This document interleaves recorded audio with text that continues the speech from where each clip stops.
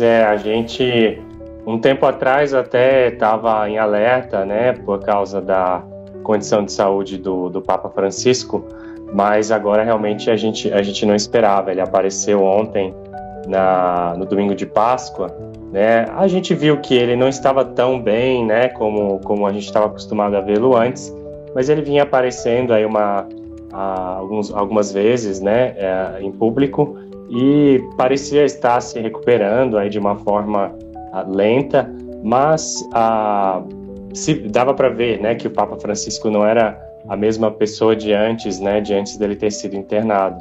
E agora, aí na manhã dessa segunda-feira, que aliás é o aniversário da cidade de Roma também, aniversário né, de Roma, e lá também é um feriado, né, domingo eles chamam de Pasquetta em Roma. A gente recebe essa notícia aí da morte do Papa Francisco.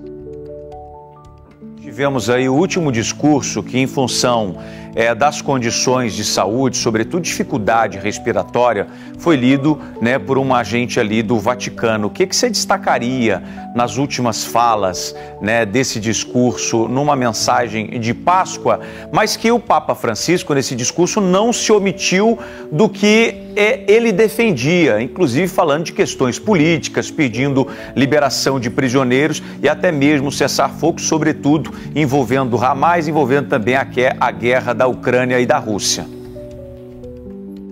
Isso, essa mensagem que foi lida ontem é a chamada bênção Urbi et Orbi, né? É uma bênção que só se dá na Páscoa e no Natal, né? Então é uma bênção do Papa para a cidade de Roma e para o mundo, né? Isso que quer dizer esse nome. Então ele confere essa bênção e nessa situação, nessa ocasião, ele dá ele manda uma mensagem, um alerta para o mundo, né? Sobre temas aí de problemas geopolíticos ou ameaças à paz social, né? Ameaças à harmonia da família humana. Então o Papa como essa autoridade moral, né, para o mundo. E nessa mensagem ele destacou aí uma série de conflitos, guerras no mundo, e disse que, né, no dia da ressurreição, na Páscoa, a Páscoa representa a ressurreição de Cristo, né?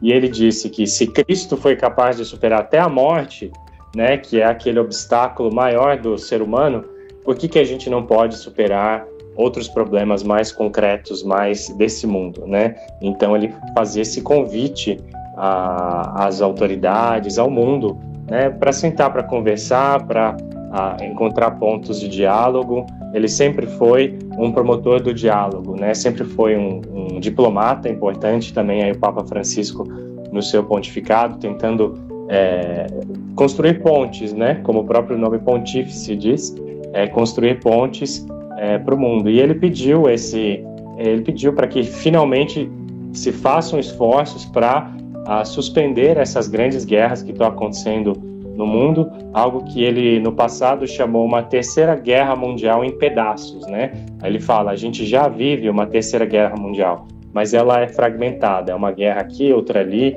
e no fundo os atores por trás dessas guerras são sempre os mesmos, né? São assim, as grandes potências, e quem sofre mais são os povos locais, os pobres, as crianças, né? Ele sempre falou muito das crianças, né? As crianças que morrem vítimas da guerra, que ficam órfãs, e pediu para que cesse esse fogo, né? Então é muito simbólico e muito comovente até que a última mensagem do Papa Francisco tenha sido essa, né? Pedindo paz, pedindo que a gente pare de matar, pare de vender armas, pare com os conflitos. Acho que é muito interessante que ele tenha deixado essa última mensagem para nós.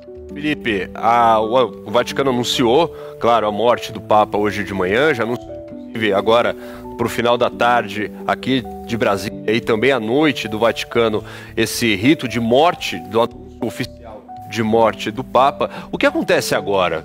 Existe algum tipo de ritual que precisa ser seguido ou isso pode ser adaptável ao próprio desejo do Papa Francisco? Tem um ritual que ele mesmo adaptou, né? Existe um documento que prevê todo o protocolo, passo a passo, né, de quando morre um papa. Ele fez algumas mudanças nesse documento, porque ele queria que a morte do papa fosse mais parecida, o ritual, né, fúnebre de um papa, mais parecido com o de um bispo, né? Então os bispos das dioceses têm também o ritual ali para celebrar as exéquias, né, a missa de corpo presente, todos os rituais ali para um bispo. Então ele queria que o do Papa fosse mais parecido com o bispo, porque o Papa é o bispo de Roma, é um pastor, né? Ele queria enfatizar essa dimensão de que o Papa, ele é um pastor, ele é um sacerdote, ele é um líder religioso. Ele não é um monarca, ele é sim o chefe de Estado do Vaticano, mas o Papa queria se distanciar, o Papa Francisco, dessa imagem do Papa como um monarca. Então, simplificar um pouco mais, para que fique mais parecido com o ritual de um fúnebre de um bispo, né? Então, ele fez alguns ajustes aí, simplificando o processo. Por exemplo, ele tem a primeira etapa, que é o que vai se fazer agora, né? É a constatação da morte, isso se mantém, né? Que vai lá uma comissão, um grupo de cardeais, com médicos, né? Com pessoas ali técnicas, né? Capacitadas, para que oficialmente se constate a morte do Papa. Ficando isso constatado, se destrói o anel do pescador, que seria o anel do Papa, né? Para dizer, terminou o pontificado, e inicia a sede vacante, ou sé vacante, né? Que é esse período em que a igreja fica sem o Papa, né? Quer dizer, o trono do apóstolo Pedro fica vazio, né? O sucessor de Pedro acaba de morrer, e agora a gente precisa esperar a eleição de um novo Papa. Dentro desse ritual fúnebre, né, começam a se celebrar missas aí em todo mundo. Vocês mesmos já anunciaram uma na Catedral de Roma, né, presidida pelo cardeal Baldo Reino. Então isso é natural. Agora no mundo inteiro as pessoas vão celebrar missas pelo Papa, isso é normal. Mas ali no Vaticano, em seguida, depois da constatação, ele vai ser colocado, né, em um caixão, né, que ele pediu para que já seja o caixão final, onde ele depois vai ser enterrado, e depois vai ser transportado para a Basílica de São Pedro, para que haja aí mesmo o velório dentro desse caixão que já é final. A diferença é que antes o corpo do Papa ficava numa espécie de uma mesa, né? Se vocês olharem as imagens do Bento XVI, do João Paulo II, ele ficava exposto numa mesa meio inclinada, assim como uma espécie de palco, né? Em que se dava para ver de longe. Agora não, o Papa já vai estar num caixão, onde depois ele vai ser enterrado na Basílica de Santa Maria Maior. Isso leva alguns dias também, não se faz tudo de imediato, né? Tem todo um processo de preparação do corpo para que ele possa também ficar exposto alguns dias, né? Então não é que já vai ser enterrado amanhã, por exemplo. Tem todo um processo. É mais provável que para o fim da semana ou até semana que vem ocorra o sepultamento.